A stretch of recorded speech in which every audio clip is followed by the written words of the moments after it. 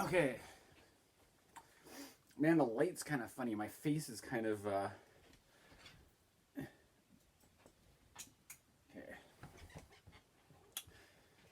So, I finished Game of Thrones the other day.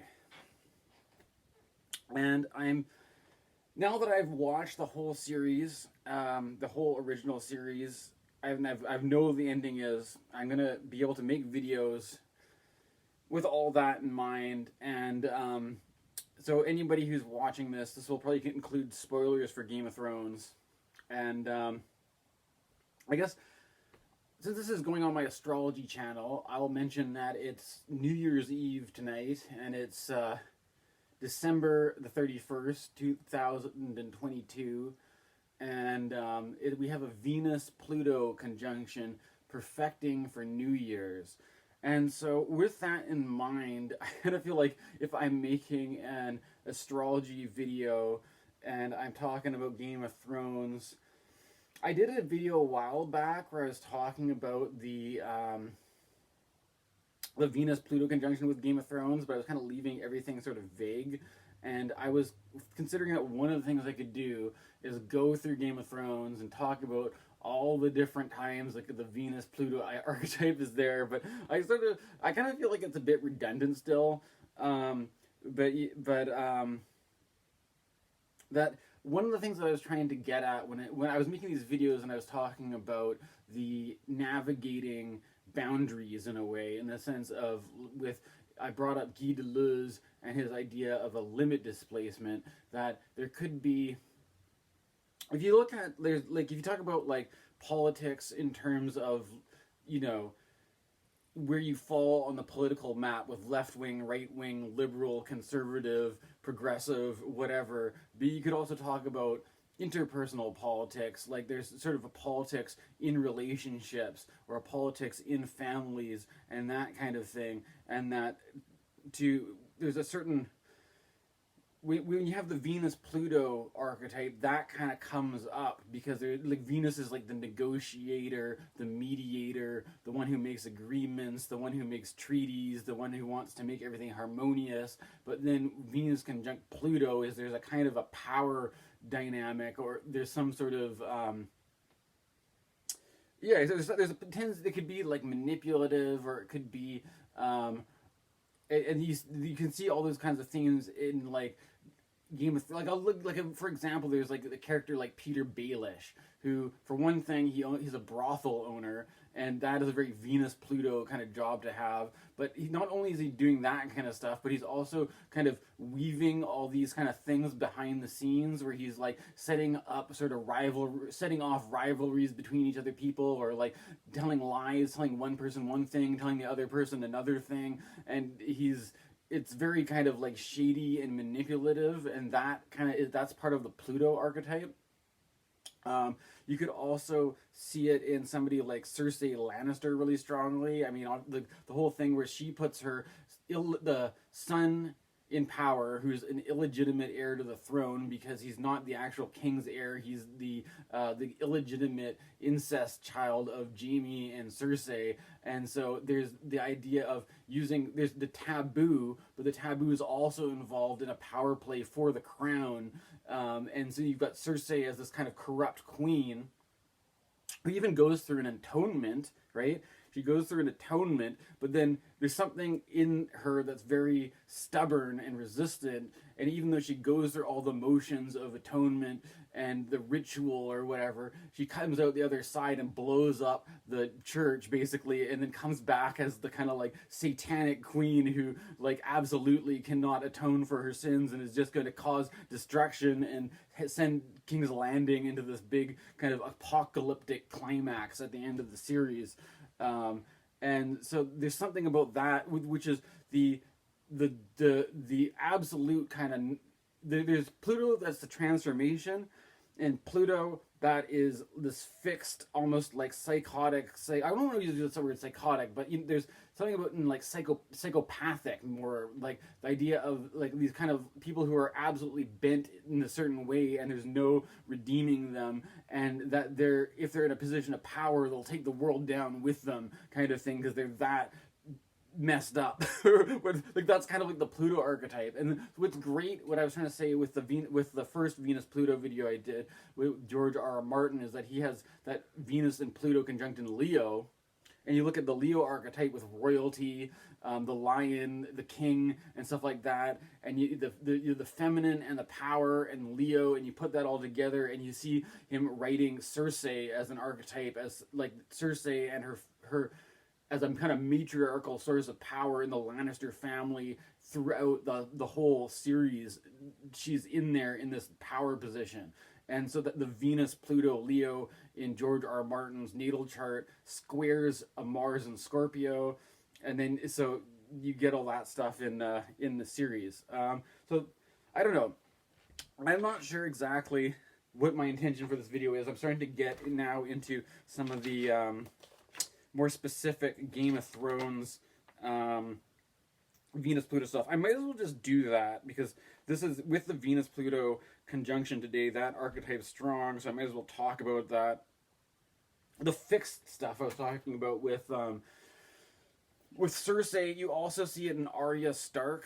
I think there's something about the classic like revenge plot kind of thing where like Pluto is like hell bent on revenge, and to the point where she puts herself through this kind of training that's very kind of it's sort of, there's this question about how much of the training process for Arya is real and how much of it is a kind of like journey through the underworld, like to the depths of your psyche, kind of like Luke on Dagobah kind of stuff. And so that is a kind of a Pluto archetype going on for Arya Stark, both in the kind of spiritual journey of training, and also there in her like total just a revenge obsession that's driving her, and putting those two things together. And it's kind of funny though, I have to say, because they kind of play off of like Ram Dass's like becoming nobody theme with Arya, which it could be a Pluto archetype, but it's almost like a twisted dark thing of it, because she lets go of her identity, but she doesn't let go of her revenge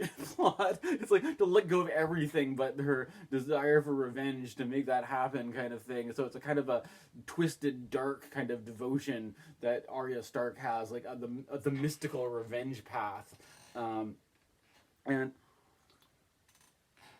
I don't want to try to glamorize that stuff with my Game of Thrones videos, but there's this idea that Game of Thrones is kind of like, it's not putting out in a kind of ideal picture, but rather that we can kind of, if there's something that feels off about the whole revenge, I don't know, the whole revenge thing, like there's something that they do really well, where another example would be Sansa, Arya's sister, who finally, after so much shit she's gone through, gets her revenge on Ramsay Bolton, or Ramsay Snow, and then eventually she gets her revenge on Peter Baelish. But there's something about it that is like, I just felt that like you get this feeling about how empty that is compared to like these characters who've been built up for seasons and seasons of just doing bad stuff, and the kind of Pluto archetype there, and then but the revenge is kind of like, the revenge in Game of Thrones even doesn't even feel very satisfying. It's sort of like the obsession doesn't even really have a payoff in some way. So I think that could be another part of the Pluto archetype, is there could be a kind of like a fundamental emptiness that is, there's a fear there. I kind of like, we're talking about it, there's a fear, because there's the fear that there's something that can be so powerful that can drive you so strongly, but then there's kind of like a realization that like if you act that out, or you act that fixed complex out, and to get the revenge that's supposed to satisfy you, that there's something completely terrifyingly empty in that is it doesn't actually fulfill you. And that there's something, so even there's something I'm trying to say is that even if you take the dark angle and keep pushing it farther enough, that brings in the kind of the need for a spiritual redemption into the picture if you push it farther enough. And that's, it's something that came out of the GRR Martin course, but I've kind of noticed this theme even before that kind of stuff, right? It's the Philip K. Dick's Black Iron Prison, and the kind of the unicorn that emerges as a kind of miracle out of that, to put it into Philip K. Dick terms. What else do we have? I was talking about Ramsay Bolton, and of course, one of the things I didn't like about Game of Thrones was like all the torture stuff of poor Theon Greyjoy. But again, that is there's certain. I mean, it's like the dismemberment of sexual organs, and that's another Venus Pluto thing. Of there's Pluto stuff about like control and manipulation and degradation and trying to like turn somebody into basically a tool for your ends to be, or to break somebody down and remold them into what you think they should. It's all very a Pluto power play kind of thing. And I think that at least with Theon Greyjoy, one of the good things is that it kind of shows that he has a sort of a fundamental, there's an authentic self there that comes out despite the attempts to beat that back into submission or whatever. And I think that's kind of one of the things I wanted to talk about by bringing up this Game of Thrones stuff, is like the idea of an authentic self.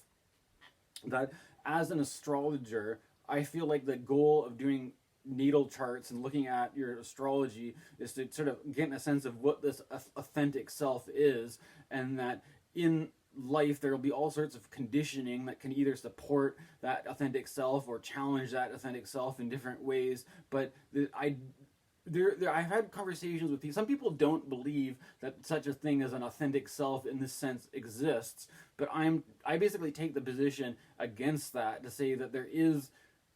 You see this in Game of Thrones with interesting ways, because it's like turning Theon Greyjoy into Reek. Is Reek as a character, the degraded Theon Greyjoy character, as true as the Theon? It's in the Game of Thrones universe. It isn't. It's they try to obliterate his identity and turn him into a new person, but it never despite all the torture, despite all the conditioning, it doesn't work, and the essential Theon Greyjoy is always going to be there. And which brings me again to the kind of the spoiler thing going on with Jon Snow, is that like what we find out at the end of Game of Thrones. Again, if you never watched it and you won't want to spoil it, don't watch this video anyways. But like Jon Snow, he finds out his real name is Aegon Targaryen, and he's an heir to the throne. It's actually, I find it's very Lord of the Rings, because it's like Aegon sounds a lot like Aragon, and the basic archetype of Jon Snow is basically, I feel like, announcing that he's like an Aragon kind of character. And that in my last video when I was talking about the Fallen King archetype, I didn't talk about J.R.R. Tolkien, but that was kind of in the back of my mind, that it was like a Aragon Tolkien kind of element in Game of Thrones. And then there's certain things that Jon Snow has to go through that's pretty Venus Pluto, like making that, like he makes an oath to Night's Watch that he ends up breaking with a wildling. And so there's this kind of like the transgression of him being like a royal blooded king, and him having a kind of, having a thing with somebody who's on a completely the other side of, like, you couldn't get any different than that. Somebody who's secretly the heir to the throne, who's a Targaryen blood, and then a random wildling off north of the wall. You're having a little romantic, that's very Venus Pluto, right? That's an extremely Venus Pluto archetype. And then the fact that he ends up having to kill her in battle after, like, it just makes it even more Venus Pluto. And then the other thing, then eventually at the end of the story, he gets together with Daenerys Targaryen, and there's the weird stuff about how they find out they're actually family members, but then there's also the power conflict, and then, so that's all the Venus Pluto in that direction. And so I mean, as you can, that's what I was basically trying to get at with the first video without spoiling it, is that there's lots of this, the Venus Pluto dynamic. But there's something coming all out of that which goes beyond that particular planetary archetype about the essential self and kind of fulfilling the role of the archetype that I wanted to get at, that where it's kind of like by Jon Snow realizing his true name. They use that a lot in fantasy, right? Where the person has their true name that's secret and hidden, right? And then when you learn who they really are, you learn their true name, and then it's like the person is able to get like one step closer to where I was kind of going with this thing about Platonic idealism. Like there's a kind of a Platonic ideal of the archetype that you are fulfilling by kind of realizing your true identity, and that in this kind of myth that we talk about with this fallen king, with somebody like Aragon or Aegon Targaryen, there's this a lot of power that comes from realizing that role, fulfilling that role, and that there's something I think that, man, the problem though is that it spins off into this fascist direction, I have to admit. And even in Game of Thrones, it's very obvious at the end of it that there's this thing where they realize they have to eliminate Daenerys Targaryen because she's basically becoming a fascist dictator, or that she's got too much like absolute power, too much being worshipped by the people. And you see a similar theme in Dune. I've only read the first Dune book when I was a teenager, and I saw the movie. Quite frankly, I don't know. I wasn't super impressed by the latest Dune movie, but the basic story, as far as I'm aware, as it goes into the sequels, as the story progresses, is about Paul Atreides basically gaining way too much power and becoming a kind of god emperor, or that. I mean, again, I haven't read the books, but that direction of somebody fulfilling that kind of archetypal, like, God, king, savior thing, being too much like that is it becomes dangerous, basically. And there's this kind of attitude around at the time against that kind of stuff. But it's kind of weird because it gets tied up in the politics with this stuff. Like, you can see this theme connect into the JFK assassination, because there's a lot of people who are worried about JFK being too charismatic of a leader.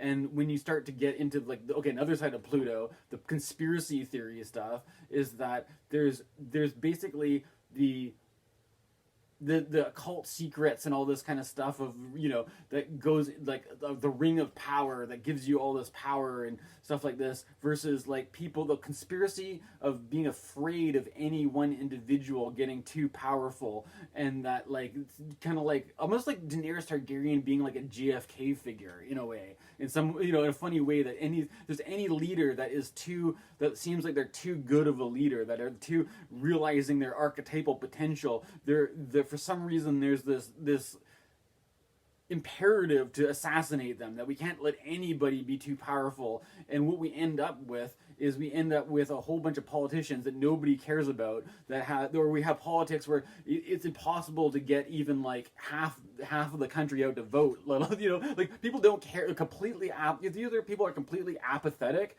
and you've got leaders that inspire nobody, or else you've got people that start developing this sort of like fascistic megalomania where it's almost like you've accused, like, people accuse Trump of being like a cult leader or something like this, like that you're that. And there's a sort of what I'm basically, my intention with this kind of stuff is not to sort of advocate for a kind of like fascistic, extreme right-wing kind of mentality, but there's a certain power that the fundamentalist Christians and the Christian right knows how to tap into, that gives them a certain kind of power that the left, for all their appeals to a better pluralistic, like, I've sympathized with the ideals of the left, but my intention in making a video like this is to say that there's so much power being held by people who are right-wing jerks, basically